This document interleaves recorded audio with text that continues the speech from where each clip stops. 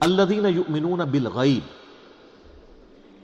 وہ ڈر جانے والے لوگ کون ہیں؟ ان کی نشانی آئی ہے کہ وہ غیب پر ایمان رکھتے ہیں۔ غیب کہتے ہیں ان سین چیز کو۔ جو غیب پر ایمان نہیں رکھتا اس کے لیے قرآن میں کوئی ہدایت نہیں ہے۔ اچھا، غیب پہ سب نے ایمان رکھا ہوا ہے، لیکن جب ان سے پوچھیں گے تو پتا چلے گا واقعی رکھا ہوا۔ کسی بھی شخص سے اگر آپ پوچھیں کہ یہ جو دنیا کا سارے کا سارا نظام چل رہا ہے، ایک بڑا سسٹمیٹک وے سے چل رہا ہے، یہ آرگنائزڈ ہے۔ اب تو جس طرح سائنس نے ترقی کی ہے، پہلے تو وہ زمانہ تھا لوگ کہتے تھے مٹی سے خود بخود ڈڈو بن کے نکل آتے ہیں، نہ اس وقت لوگوں کو ڈی این اے سٹرکچر کا پتہ تھا، نہ جینز کا۔ اب تو لوگ کہتے ہیں نا جی نا جناب، یہ تو پاسبل ہی نہیں ہے، زمین و آسمان کی ساری مخلوقات مل کے مٹی سے ڈڈو نہیں بنا سکتی، یہ بنانے سے بن رہا ہے، انڈے میں سے چوزا بنانے سے نکل رہا ہے۔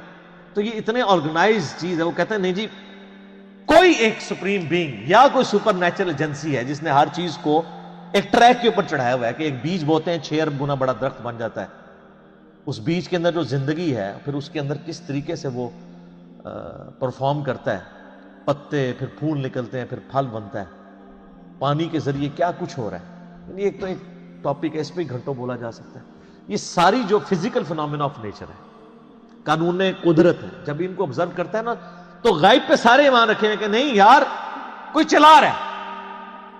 پوچھیں کدھر ہے؟ وہ کہتے ہیں ہمیں نظر نہیں آ رہا، لیکن وہ ایسا باطن ہے کہ اس سے زیادہ ظاہر کوئی نہیں ہے،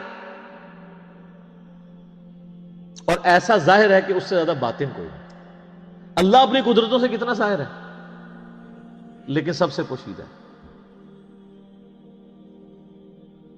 تو یہ سب کچھ غیب کی طرف انسان کو لے جاتا ہے۔ تو وہ یقین کیے ہوئے ہیں ڈر جانے والے لوگ کہ یار کسی کے کرنے سے ہو رہا ہے۔ یہ جو ہارمنی ہے یونیورس کے اندر، سر اب جو کچھ ہمیں پتا چل رہا ہے سائنس کی برکت سے، تو انسان پریشان ہو جاتا ہے کہ یہ نظام چل رہا ہے کیسے ہے۔ میں آپ کو صرف یہ بتاتا ہوں کہ سائنٹسٹ کہتے ہیں کہ اس کائنات میں اتنا بیلنس ہے کہ اگر ایک بال پوائنٹ کو اس کی نوک پہ کھڑا کر دیا جائے، یہ پاسبل ہے کہ نوک پہ کھڑا ہو جائے؟ بہت ہی زیادہ کوئی سوفسٹیکیٹڈ بیلنس ہو تو یہ پاسبل ہے، اور یہ 1 ارب سال یوں کھڑی رہے، گرے نا۔ اس سے زیادہ بیلنس جو ہے نا وہ اس کائنات میں، اور یہ balance millions of fine tunings کے ساتھ چل رہا ہے۔ ایک ایک فائن ٹیون اگر خراب ہو جائے نظام نہیں چل سکتا۔ یعنی پانی کو اگر آپ دیکھیں تو پانی کی جتنی پراپرٹیز ہیں، کیمیکل پراپرٹیز، فزیکل پراپرٹیز، ہر ایک فائن ٹیون ہے۔ اس کی گریوٹی ڈسٹرب ہو جائے ختم۔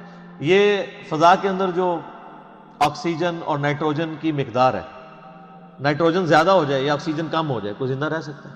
یہ بھی ایک فائن ٹیوننگ ہے۔ سورج کا زمین سے فاصلہ، یہ بھی فائن ٹیوننگ ہے۔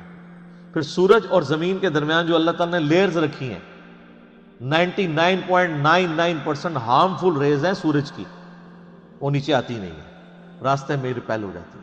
کچھ اگر کراس بھی کرتی ہیں ارتھ میگنیٹک فیلڈ کی وجہ سے ریپیل ہو جاتی ہیں، اور صرف وہی آتی ہیں۔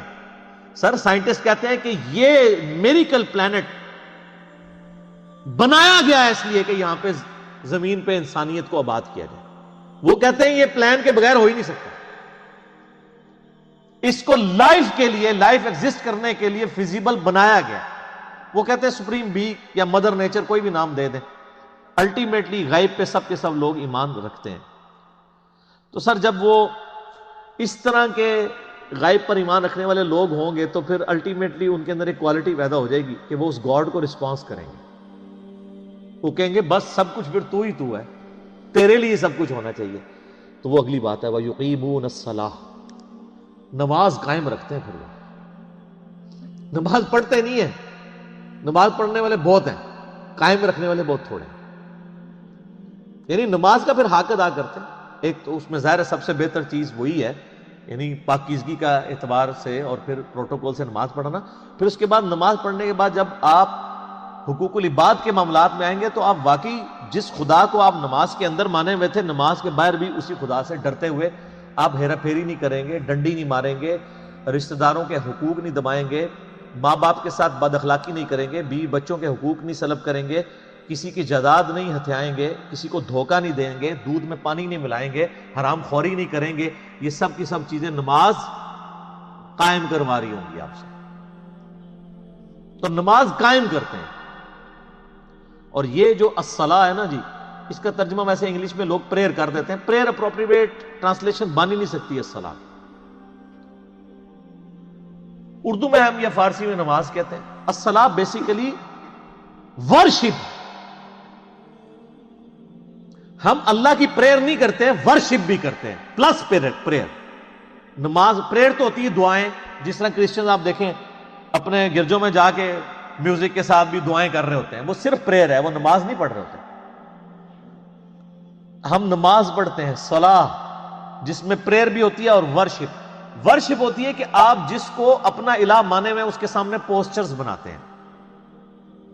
تو ہم اپنے خدا کے سامنے پوسچرز بناتے ہیں نا، قیام کی حالت میں کھڑے ہوتے ہیں، اس طرح بھی پوسچر بناتے ہیں، ایسے بھی پوسچر بناتے ہیں، چاہے وہ ربنا لک الحمد کے بعد بنا لیں یا قیام میں بنا لیں. پوسچر یہ بھی ایک بناتے ہیں، ارسال الیدین والا. پھر گھٹنے پہ ہاتھ رکھ کے رکوع کی حالت میں اللہ کے سامنے پوسچر بناتے ہیں. پھر الٹیمیٹلی اپنا ماتھا زمین پہ رکھ کے پوسچر بناتے ہیں. پھر بیٹھ کے پوسچر بناتے ہیں. یہ سارے کے سارے جو پوسچرز ہیں ہماری ادائیں ہیں. اور پھر ہر ادا کے اندر ہم اذکار بھی کر رہے ہوتے ہیں، پریئرز بھی کر رہے ہوتے ہیں. تو پریئر پلس پوسچرز یہ مل کے ورشپ اور عبادت اور صلاح بنتی ہے. وَمِمَّا رَزَقْنَاهُمْ يُنْفِقُونَ، اور وہ خرچ کرتے ہیں اس رزق میں سے جو ہم نے ان کو دیا تھا. کیا بات ہے! ساتھ ہی کہہ دیا کہ اگر کر رہے ہو تو کسی کو اکڑ نہ آ جائے، دیا بھی ہمارا ہوا. اور اس میں یہ چیز بھی امپلائڈ ہے کہ جو شخص گاڈ کانشیسنس رکھے گا، تقوی رکھتا ہوگا نا، وہ جیب ضرور ڈھیلی کرے گا. انسان جیب وہیں ڈھیلی کرتا ہے، پیسہ وہیں پہ خرچ کرتا ہے جہاں اس کا کوئی مفاد ہو. اب جس کا یہ یقین ہی نہیں ہے کہ اللہ تعالیٰ نے مجھے یہ مال خرچ کیا ہوا واپس لوٹانا ہے 700 گنا یا اس سے بھی بڑھ کے قیامت والے دن، وہ تو نہیں جیب ڈھیلی کرے گا. تو قرآن میں آیا کہ اپنے دیے ہوئے مال میں سے جو اللہ نے تمہیں دیا ہے خرچ کرو. لیکن ہم لوگ لوگوں کے دیے ہوئے مال میں سے خرچ نہیں کرتے، اپنے اوپر لگاتے ہیں. یہ کچھ ہو رہا ہے. کتنے لوگ ہیں. ایک امام مسجد صاحب تھے، ان کا فون آیا ایک دفعہ اکیڈمی میں، کئی سال پہلے کی بات. کہتے ہیں جی اس آیت نے میری زندگی بدلی ہے. کہتے ہیں میں نے جب قرآن ترجمے سے پڑھنا شروع کیا نا، تو میں جب اس آیت پہ پہنچا تو ادھر ہی میں رک گیا. میں نے کہا میں تو لوگوں کے دیے ہوئے مال کو اپنے اوپر خرچ کر رہا ہوں. تو قرآن تو کہتا ہے کہ وہ ہمارے دیے ہوئے مال میں سے اللہ کی راہ میں خرچ کرتا ہے. کہتے ہیں اس دن میں نے طے کیا کہ میں نے کوئی تنخواہ نہیں لینی، فی سبیل اللہ نمازیں اور قرآن لوگوں کو پڑھانا ہے. اور جو میرے اپنا کوئی میں نے سورس آف انکم مینیج کیا، میں اس میں سے نکال کے اللہ کی راہ میں. یہاں آپ دیکھ لیں علماء کتنی لگژریس لائف انجوائے کر رہے ہیں. اور نام لیتے ہیں جو بیت المال سے تو خلفائے راشدین کا خلیفہ بھی وظیفہ آتا تھا. خلفائے راشدین کا وظیفہ یہ آتا تھا کہ آپ جناب لینڈ روور گاڑیاں خریدیں اور 4 پیچھے وہ باڈی گارڈ بٹھائیں جو ایک وقت میں 2 کلو چھوٹا گوشت کھا جاتے ہیں. سر خلفائے راشدین تو سوکھی کھانے والے تھے. ایک عام مہاجر کا جو وظیفہ تھا وہ خلفائے راشدین کا لگا ہوا تھا. ہم نہیں کہتے امام مسجد کی تنخواہ حرام ہے، ہم کہتے ہیں پھر سبسسٹنس لیول پہ آخرت بھی لینی ہے. دوویں جانے مٹھے باہو نہ، آخرت لینی ہے تو پھر آپ کو دنیا کا کمپرومائز کرنا پڑے.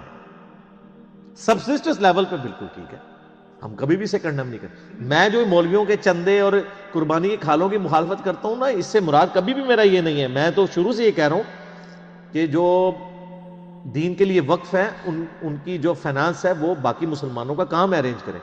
میں اختلاف یہ کرتا ہوں کہ اس کے اوپر یہ جدادیں جو بنا رہے ہیں، جو لگژریس لائف گزار رہے ہیں. اسلام آباد میں ہزاروں امام مسجد آپ کو ایسے مل جائیں گے، چلیں ہزاروں میں ایگزیجریشن ہو جائے گی، سینکڑوں، کہ جو سائیکل پہ آئے تھے آج انہوں نے ہونڈا سیوک رکھی ہوئی ہے، ساتھ ڈرائیور بھی رکھے ہوئے. ان کی کوئی فیکٹری نہیں ہے، کوئی دکان نہیں ہے. اللہ کا فضل ہے. اللہ کا فضل یہ ہے کہ ایک مسجد پہ وہ قبضہ کرتے ہیں. وہ آپ اسلام آباد میں تو یہ حالت ہے نا، ابھی اجاڑ زمین پڑی ہوئی ہوتی ہے، سی ڈی اے سے لوکیٹ کراتے ہیں کدھر مسجد بننی ہے، وہاں جا کے وہ ایک چھوٹا سا کمرہ ہو. ہمیں بھی ترس آ رہا ہوتا ہے یار کتنی مشکل ہے. اور نہ پائی بڑی بڑی انویسٹمنٹ کر رہے ہیں، دنیا کی کوئی انویسٹمنٹ کا مقابلہ نہیں کر دی.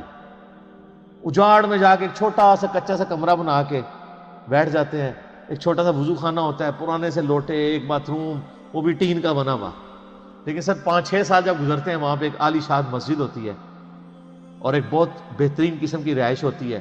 جو اگر اسلام آباد میں آپ کو لینی پڑ جائے تو 40-50 ہزار روپیہ اس رہائش کا کرایہ ہوگا، وہ اس مولوی صاحب کی فری ہوتی ہے، اور ایون اس کے اندر جو بل آ رہے ہیں وہ بھی مسجد انتظامیہ دے رہی ہوتی ہے۔ لاکھ روپے کا ایک ایوریج پیکج وہ لے رہا ہوتا ہے، تنخواہ جو ہے وہ تو ویسے ہی ہوتی ہے نا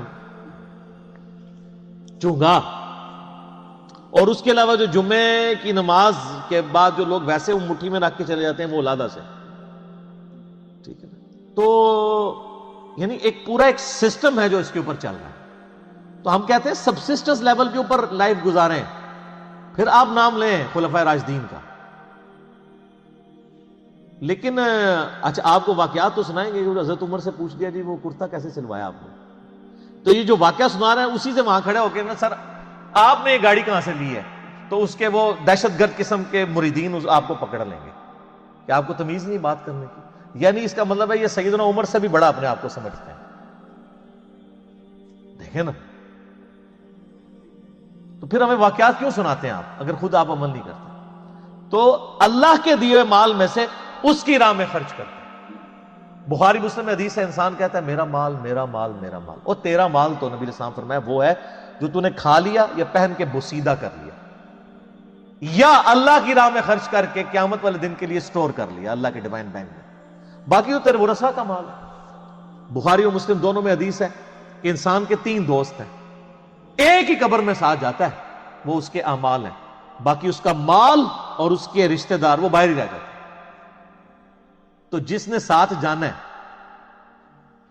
اس کے ساتھ پھر پکی یاری لگانی چاہیے۔ اللہ اکبر۔ نبی الاسلام کی حدیث ہے بخاری و مسلم میں، نبی الاسلام نے فرمایا اے اللہ محمد اور آل محمد کو بس اتنا ہی رزق دینا کہ ان کی روح اور جسم کا رشتہ برقرار ہے۔ کیوں؟ آپ علیہ السلام زیادہ مال کو اوائڈ کرتے تھے، آپ کی فقر کی زندگی تھی، اور یہ فقر اڈاپٹڈ تھا۔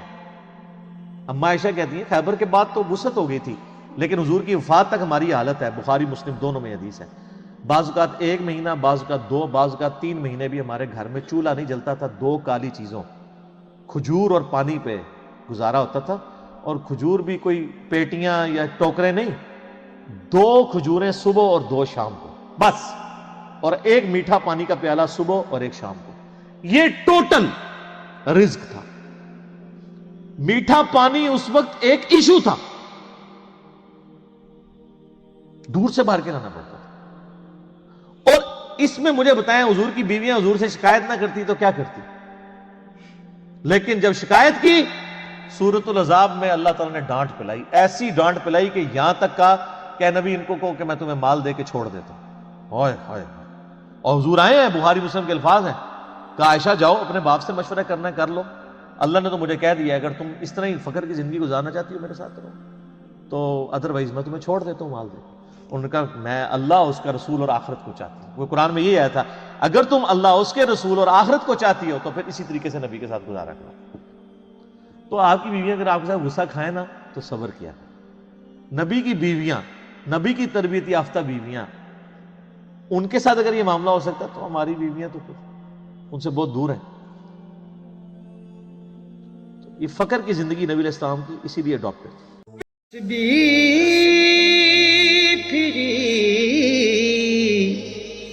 پر دل نہ پھرے ہو،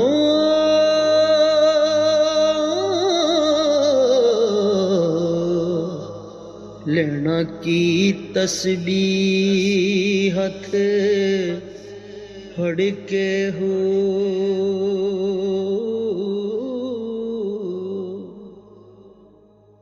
چھلے کی